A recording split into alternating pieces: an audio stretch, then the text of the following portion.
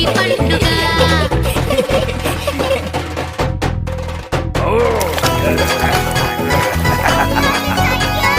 పిచికారీలో నీళ్లను నింపి అందరి మీద రంగులు చల్లి పిల్లలు అందరూ ఆడే పండుగ ఇది. పిచికారీతో ఆడే పండుగ ఇది. హోలీ వచ్చింది, హోలీ వచ్చింది.